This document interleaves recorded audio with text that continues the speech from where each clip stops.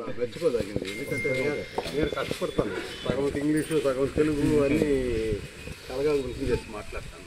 Anyway Kalam గారి గురించి మాట్లాడాలంటే 2 నిమిషాలు చాలదు. ఎందుకంటే నాకు వారితో అనుబంధం వచ్చి 1967 నుంచి నేను ఇస్రోలో తుంబాలో త్రివేంద్రంలో చేరాను. 67లో నా ఇంజనీరింగ్ చదివిన తర్వాత ఫస్ట్ వారు అప్పుడు తుంబా ఈక్వటోరియల్ రాకెట్ లాంచింగ్ స్టేషన్లో రాకెట్ ప్రయోగాలు చేసే డివిజన్లు ఉండేవారు. ఆయన 63లో చేరారు తుంబాలో. అప్పుడు అమెరికా నుంచి రాకెట్లు వచ్చేటివి.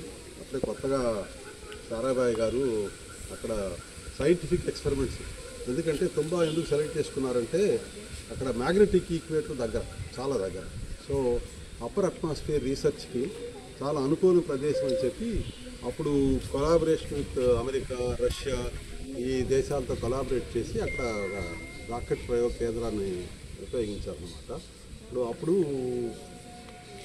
చాలా కొద్ది మంది ఇంజనీర్స్ని రిక్రూట్ చేసుకున్నారు. అందులో కలాం గారు ఒకరు. 63 అప్పుడు అమెరికాలో వెళ్ళి ట్రైనింగ్ తీసుకొని రాకెట్ ప్రయోగాలు ఎలాగా చేయాలని చెప్పి నేర్చుకొని తుంబాకు వచ్చిన తర్వాత అమెరికా వాడు రాకెట్లు పంపించేవాళ్ళు.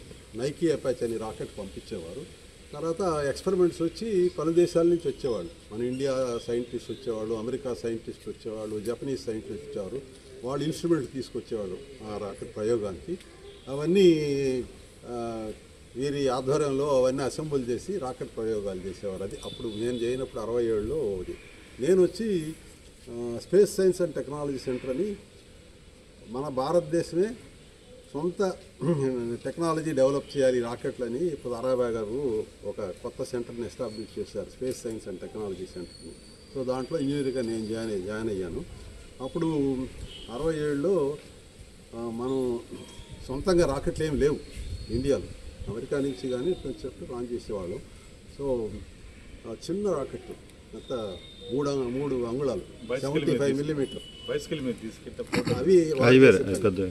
అది వారు చెప్పాను కదా, సైంటిస్ట్ పేలోడ్స్ అవన్నీ అసెంబుల్ చేసి బైసికల్ మీద తీసుకెళ్ళారు.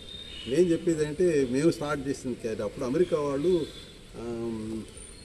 Man to moon satellite rocket ప్రయోగాలు జరుగుతున్నాయి. 67, 69లో కదా ఫస్ట్ మ్యాన్లో ల్యాండ్ అయింది. అది చాలా పెద్ద రాకెట్, శాటిలైట్ 5 రాకెట్ అనేది దాదాపు 3000 టన్నుల రాకెట్. మేము అప్పుడు 10 కిలోగ్రాముల రాకెట్ ప్రయోగం 67 నవంబర్లో చేసాం. సో ఆ ప్రాజెక్ట్లో నేను పనిచేసేవాడిని. అప్పుడు సారాభాయ్ గారు కాంపిటీషన్ ఎంకరేజ్ చేసేవాళ్ళు. అప్పుడు కలాం గారి డివిజన్ వేరే, మా డివిజన్ వేరే. సో ఆయన బాస్ వచ్చి వాళ్ళకి కాంపిటేటివ్గా మీరు ఒక రాకెట్ ప్రయోగం డెవలప్ చేయమని వాళ్ళు ఒక రాకెట్ ప్రయోగం చేశారు. సో లాంచ్ ప్యాడ్ సేమే. సో మా కాంపిటీషన్ ఉండేది. ఆయన రాకెట్లు తీసుకొచ్చి ప్రయోగం చేశారు, మా బాసు నేను రాకెట్లు తీసుకెళ్ళి అట్లా ప్రయోగం చేసేవాళ్ళం. సో ఒకసారి వాళ్ళు రాకెట్ ప్రయోగం చేస్తున్నప్పుడు అది సముద్రం వెళ్ళకుండా వెనక్కి వెళ్ళింది. సో మేము చూస్తూ ఉన్నాము, మాకేం వెనక్కి వెళ్ళేది. రాడారు ట్రాక్ చేస్తుంది, రాడార్లు ఉంటాయి మీరు ఎక్కడికి వెళ్తుంది. సో రాడార్ ట్రాక్ చేస్తే ఎక్కడ కనపడలేదు. నేను చెప్పాను, బాబు నువ్వు రాంగ్ డైరెక్షన్ చూస్తున్నావు, వెనకాల చూడు కనపడుతుంది.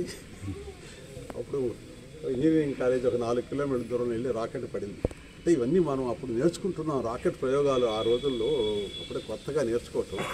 తర్వాత వారికి చాలా సారాభాయ్ గారు ఫస్ట్ శాటిలైట్ లాంచ్ వెహికల్ మనం డెవలప్ చేయాలి, శ్రీహరికోటని రాకెట్ కేంద్రంగా అప్పుడు ఆయన సెలెక్ట్ చేశారు. వీరిని ప్రాజెక్ట్ డైరెక్టర్గా డిమాండ్ చేశారు. ఈ ప్రాజెక్ట్ అంతా మేనేజ్ చేయమని. SLV-3 అంటారు, satellite launching vehicle project. Rohini satellite అనేది నేను చిన్న రాకెట్లు అని చెప్పాను చూసారా, వాటి పేరు కూడా రోహిణి రాకెట్లే. రోహిణి 75, రోహిణి 100, రోహిణి 125 ఆ రాకెట్లన్నీ ఫస్ట్ మేము డెవలప్ చేసిన రాకెట్లు. రోహిణి 560